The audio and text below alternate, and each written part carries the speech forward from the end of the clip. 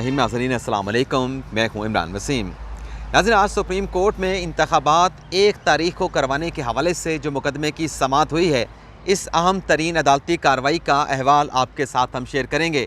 अगर आज की अदालती कार्रवाई का खुलासा आप नाज़रीन के साथ शेयर करें तो तमाम सियासी जमातें जो आज सुप्रीम कोर्ट के 3 रुकनी बेंच के सामने पेश हुई हैं, उन तमाम सियासी जमातों ने आज चीफ जस्टिस को यकीन दहानी भी करवा दी है और यकीन दहानी कराने के साथ साथ तमाम सियासी जमातों ने इस 3 रुकनी बेंच की और chief justice of Pakistan Umar Ata Bandial की बैत भी कर ली है। लेकिन पाकिस्तान तहरीक इंसाफ को आज की अदालती कार्रवाई से एक झटका ज़रूर लगा है। इमरान खान ने आज अदालत से एक इस्तदा की, लेकिन चीफ जस्टिस उमर ता बंदियाल ने चेयरमैन PTI इमरान खान के उस इस्तदा को एक्सेप्ट करने से इनकार कर दिया। ये क्या मामला था, इमरान खान साहब की क्या इस्तदा थी, ये तफसीलात भी अभी कुछ देर में आपके साथ हम शेयर करेंगे। इसके अलावा नाज़रीन, शेख रशीद साहब ने आज बड़ी मुनफरद अदालत में बात की। वो ये अदालत से कह रहे थे कि बकर ईद से पहले आप जो है वो इलेक्शन करवा दें, किसी तरीके से आप जो है ये ईद, छोटी ईद, बड़ी ईद के चक्कर में इंतखाबात रह ना जाएँ, आप कोशिश करें कि बकर ईद से पहले इंतखाबात करा दें। लेकिन सिराजुल हक साहब जो हैं आज अदालत में पेश हुए हैं, उनकी जानिब से एक टेंटेटिव जो है वो तारीख़ अदालत में दी गई है कि फ़लाँ महीने में या फ़लाँ तारीख़ों में कौमी इलेक्शन करवाया जा सकता है, आम इंतखाबात करवाए जा सकते हैं।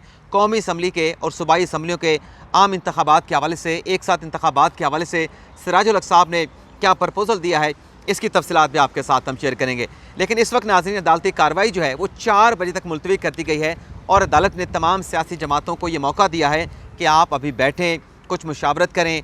एक नुकाती एजेंडा है, एक एजेंडा है कि 1 तारीख को इलेक्शन कराने हैं, इस पर आप कुछ पेशरफ्त करके आएँ। अदालत को बताएं कि आप इस मामले को आगे कैसे लेके चलेंगे। और फिर जो सुप्रीम कोर्ट का 14 मई को इलेक्शन करवाने का हुक्म है, उस पर अदालत ने वाज़ेह कर दिया है कि हुक्म हम दे चुके हैं, हमारा हुक्म मौजूद है, अदालती ऑर्डर को, अदालती फ़ैसले को नज़रअंदाज नहीं किया जा सकता। लेकिन अगर किसी को उस फैसले से इख्तलाफ है तो उसका रास्ता नज़र सानी है।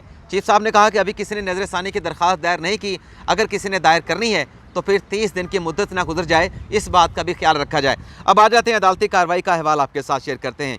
नाज़रीन, सिराजुल हक साहब पेश हुए, शाह महमूद कुरैशी साहब, फवाद चौधरी साहब, अयाज सादिक साहब, साद रफ़ीक साहब, तारिक बशीर चीमा साहब, मौलाना फजल रहमान साहब ने अदालती कार्रवाई का बाइकआउट किया। चीफ जस्टिस ने कहा कि क्या अच्छा होता कि मौलाना फजल रहमान इस कार्रवाई का बाइकआउट ना करते और कामरान मुर्तज़ा, जिनका ताल्लुक मौलाना फजल रहमान की जमात से है, काश वो आज अदालत में ठहरे होते। इसके अलावा कमरुज़्ज़मान काहिरा, नैयर बुखारी, तारिक बशीर चीमा और दीगर सियासी कायदीन जो है कमरा अदालत में मौजूद थे।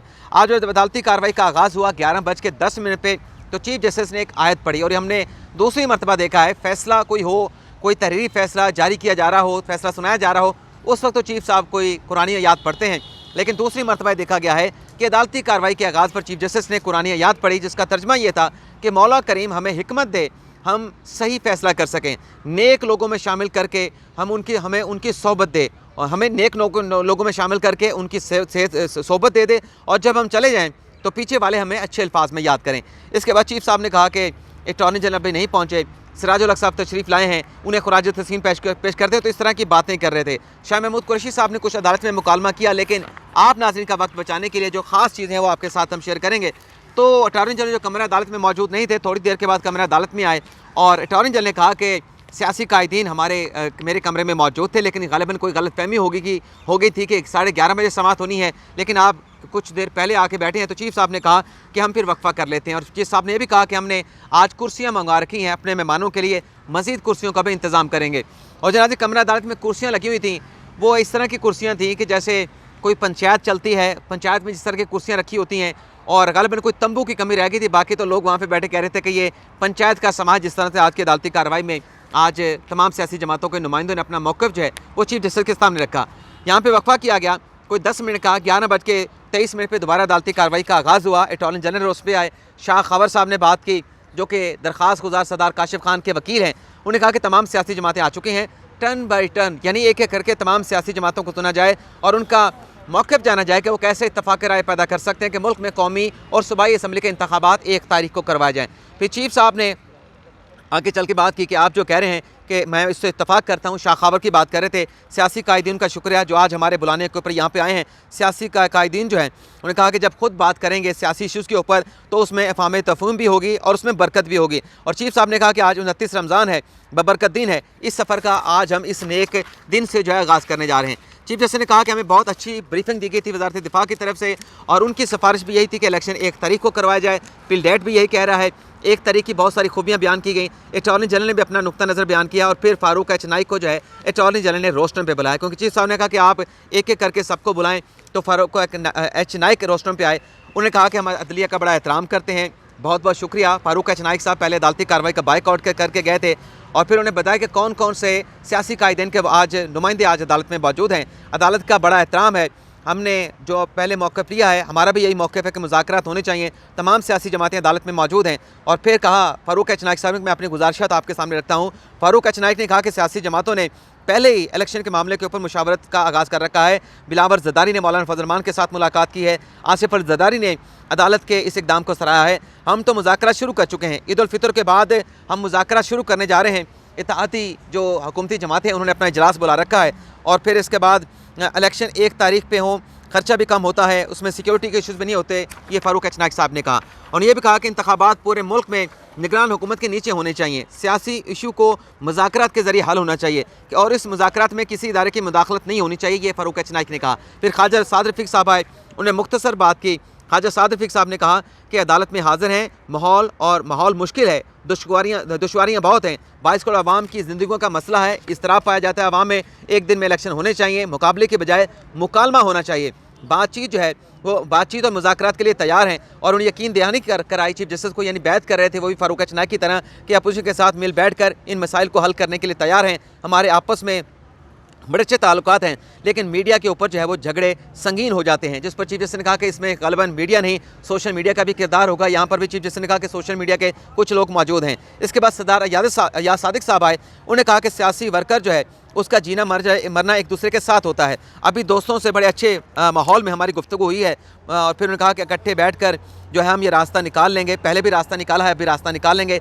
तो अयाज सादिक साहब ने भी बलोचिस्तान नेशनल पार्टी की तरफ से जो है वो अदालत को यकीन दहानी कराई। वो आज बलोचिस्तान नेशनल पार्टी मैंगल का नुमाइंदा बन के आए थे। कमरुज़्ज़मान कायरी साहब ने कहा कि मैं साद रफ़ीक की गुफ्तगू की तायीद करता हूँ, मुल्क में तलखी है, हिद्दत है, मेरी जमात की कोशिश है, और काफ़ी दिनों से हम मुज़ाकरात के हवाले से कोशिशें कर रहे हैं, हमारी कोशिशें जारी हैं। जब तलखियाँ बढ़ जाती हैं तो बैठ कर उसका हल निकालना पड़ता है। उन्होंने कहा कि यकीन दहानी कराते हैं कि कोशिश है कि इत्तफ़ाक़ राय से आगे बढ़ेंगे और इस मसले का कोई हल निकालेंगे। तारिक बशीर चीमा साहब ने भी वही बातें कि उन्होंने कहा कि हमारे भी मौक़िफ़ भी है कि मुज़ाकरात का सिलसिला शुरू होना चाहिए, और एक दिन में तमाम मुल्क में इलेक्शन होना चाहिए। और फिर उन्होंने कहा कि मैं भी यकीन दहानी कराता हूँ, तारिक बशीर चीमा साहब ने, कि हम इस डायलॉग के प्रोसेस को सपोर्ट करते हैं, आवाम को इस कब्ज़ से निकालेंगे, हम फैसला करेंगे, मिल बैठेंगे, और पूरी कौम को जो है वो एक अच्छा फ़ैसला सुनाएंगे। और फिर इसके बाद नाज़रीन ग़ालिबन इसरार तरीन साहब आए, और कायम खानी साहब जिनका MKM से ताल्लुक़ है, उन्होंने भी कहा कि हम भी चाहते हैं कि पूरे मुल्क में 1 तारीख को इलेक्शन हो। इसरार तरीन साहब जिनका ताल्लुक़ बैप पार्टी से, बलोचिस्तान अवामी पार्टी से था, उन्होंने कहा कि सियासी डायलॉग होने चाहिए, एक साथ इलेक्शन तमाम कौमी और सूबाई असम्बलियों के करवाए जाएँ। शाह महमूद कुरैशी साहब आए, तो नाज़रीन उन्होंने बड़ी लंबी चौड़ी बात की, तो पहले भी उन्होंने बात की, तो मैं अभी इसको जो है वो कट शॉर्ट करने की कोशिश करूँगा। शाह महमूद कुरैशी साहब ने कहा कि शुक्रिया, आपने हमें कबूल किया, हम अदालत में हाज़िर हैं, हमारा जो मौक़िफ़ है वो लीगल भी है, सियासी भी है। सबसे पहले उन्होंने कहा कि हमारा जो लीगल मौक़िफ़ है वो ये है कि 90 दिन आइन में लिख दिए गए हैं, और आइन के मुताबिक 90 दिन के अंदर इलेक्शन होना है। उन्होंने कहा शाह महमूद कुरैशी साहब ने कि आपने एक फ़ैसला दिया, हमने उस फैसले को सराहा, हमारी नज़र में फ़ैसला आइन के मुताबिक था। सियासी नुक्ता नज़र शाह महमूद कुरैशी ने कहा कि हमारा ये है कि फ़ैसले में के अमल दरामद में ले तो लाल से काम लिया गया, रुकावटें पैदा करने की कोशिश की गई, आपने कमाल बुर्दबारी और तहम्मुल का मुजाहरा किया, आपने आइन का तहफ़्फ़ुज़ किया है। और फिर इन तमाम बातों को मैं शॉर्ट करते हुए आगे जो ख़ास बात शाह साहब ने की कि हम मुज़ाकरात के लिए हमागिर तैयार हैं, मुज़ाकरात किसी फ्रेमवर्क के नीचे होने चाहिए, आइन से बाला या आइन से मुबर्रा कुछ नहीं कर सकते। आइन 90 दिन का कहता है, आपने गुंजाइश पैदा की है, मुज़ाकरात जो है वो होने चाहिए, मुज़ाकरात के ऊपर बात होनी चाहिए। और फिर शाह महमूद कुरैशी साहब ने कहा कि हमें ख़दशा ये है कि एतमाद की कमी भी है कि कहीं मुज़ाकरात की आड़ में या मुज़ाकरात का सिलसिला तूल ना पकड़ जाए और फिर इलेक्शन में ताख़ीर ना हो जाए। हमारी ये तजवीज़ है कि अपनी तजवीज़ हमारे सामने रखें, यकीन दिलाता हूँ कि नेक नीति से रास्ता निकालने की कोशिश करेंगे। हमें एहसास है कि मुल्क के जो हालात का हमें एहसास है, कोई रास्ता कोई फ्रेमवर्क जो है इनके पास है तो ये बताएं। और फिर इसके बाद साद रफ़ीक साहब दोबारा आए, क्योंकि लंबी चौड़ी आज उन्होंने बात की अदालत में। शाह महमूद कुरैशी साहब ने सियासी बातें भी की, गैर सियासी बातें भी की, तो साद रफ़ीक साहब ने कहा मैं दोबारा से बात करना चाहता हूँ, उन्हें मौका दिया गया। तो साद रफ़ीक साहब ने कहा कि मुल्क की ये सबसे बड़ी अदालत है, इसको डिबेटिंग क्लब जो है वो नहीं बनाना चाहिए। जब बैठेंगे तो सवाल भी करेंगे, इनके सवालों का जवाब भी देंगे। इस मुल्क को बनाने वालों की हम औलादे हैं, अदलिया की आज़ादी के लिए हमने मारे भी खाए हैं, जेलें भी काटी हैं, इलेक्शन से कोई नहीं भाग रहा। एक दिन में ज़्यादा से ज़्यादा एक दिन भी ज़्यादा हुकूमत में नहीं रहना चाहते। जिस मकसद के लिए इकट्ठे हुए हैं उसके ऊपर हम मुज़ाकरात तो करना चाहते हैं। और फिर कमरुज़्ज़मान कायरा साहब ने कहा कि मुकालमा शुरू हो जाए, जैसे यहाँ पे उस तरह का मुकालमा नहीं होना चाहिए जैसे टॉक शो में होता है, ये मुनासिब ना होगा।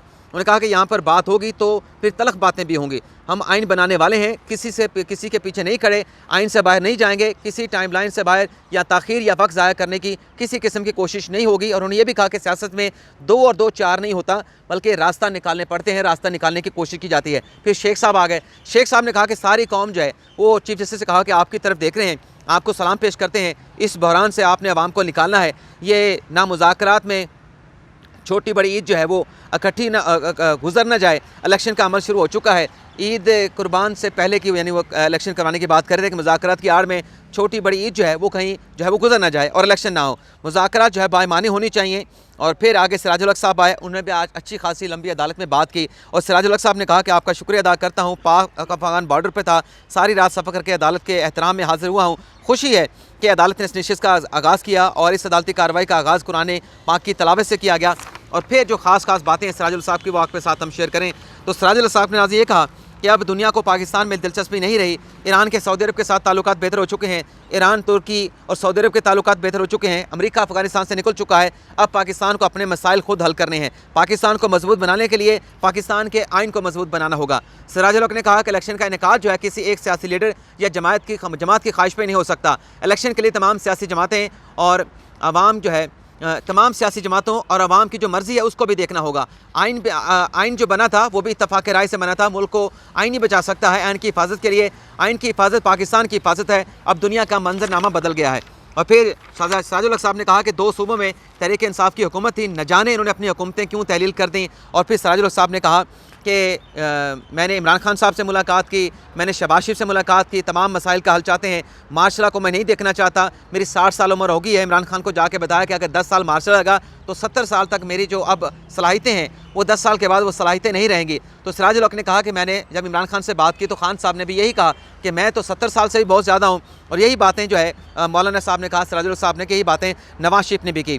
मौलाना अपना सिराजुल हक साहब ने कहा कि 105 दिन अगर पंजाब के इंतखाबात में ताख़ीर पहले हो चुकी है तो 205 दिन भी हो सकते हैं, इससे कोई फ़र्क नहीं पड़ेगा। और फिर उन्होंने ये भी कहा कि इस सारे प्रोसेस में, मुज़ाकरात में, अदलिया और एस्टैब्लिशमेंट का सियासत में किसी किस्म का जो है वो किरदार नहीं, इन्हें तो गैर जानिबदार रहना चाहिए। और फिर सिराजुल हक साहब ने कहा कि अब भी हल मौजूद है, हमें अपनी ईगो से पीछे हटना होगा लेकिन इलेक्शन जब हो तो उसके नताइज सबको कबूल करने चाहिए। हुक्मरान जमात भी जो है वो कुर्बानी दे, सियासी जमात इलेक्शन से नहीं भागती। रास्ता है निगरान हुकूमतों में तमाम इलेक्शन होना चाहिए, साफ शफाफ इलेक्शन हो। तमाम सियासी जमातें यकीन दहानी भी करें कि जब भी इलेक्शन होगा उसके नताइज को कबूल करेंगे। और फिर उन्होंने कहा कि तारीख मुमकिन तौर पर यह हो सकती है कि पंजाब में अभी गंदम की कटाई होने जा रही है। गंदम की कटाई के बाद हज का मौसम भी आना है। जिस तरीके से कहा जाता है कि ओवरसीज़ को राइट ऑफ वोट मिलना चाहिए, तो जो पाकिस्तान के अवाम हज की अदायगी के लिए जाएंगे उन्हें भी राइट ऑफ वोट मिलना चाहिए, उनकी वापसी का इंतज़ार किया जाए। तो जुलाई में जाके ईद उल अज़हा के बाद जो है ये इलेक्शन हो सकते हैं। तो चीफ साहब ने भी यही बात की कि ये बात बिल्कुल आप ठीक कह रहे हैं। और फिर सिराजुल साहब ने कहा कि चीज़ें सियासतदानों की अदालत में आप डाल दें, आपस में बैठ के इत्तफाक़ राय कर लेंगे।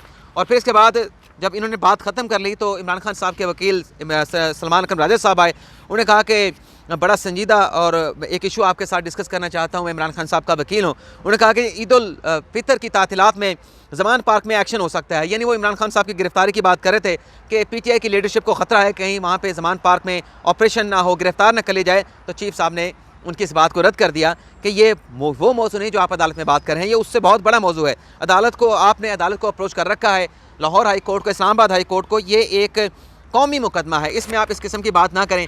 तो सलमान अकरम राजा साहब ने मज़ीद इस चीज़ के ऊपर बात करने की कोशिश की, लेकिन चीफ साहब ने उन्हें रोक दिया। तो चीफ साहब ने भी आगे चल के यही कहा कि यहाँ पे जो कहा गया है कि जो मरकज़ी जो इजलास है, जो अपना हुकूमती इत्तेहादी जमातों का, वो ईद के बाद बुला लिया गया है। तो चीफ साहब ने कहा कि आप आज ही एक मीटिंग कर लें, उसमें कुछ थोड़ी बहुत बात कर लें और 4 बजे आके बता दें। पहले तो 2 बजे का वक्त दिया गया, फिर 4 बजे का कह दिया गया। और चीफ साहब ने भी ये भी कहा कि हमें इन कैमरा ब्रीफिंग बड़ी अच्छी दी गई थी, उसमें अच्छे सवालात उठाए गए थे, लेकिन अब जो है हमें आगे चलना है क्योंकि फ़ैसला आ चुका है।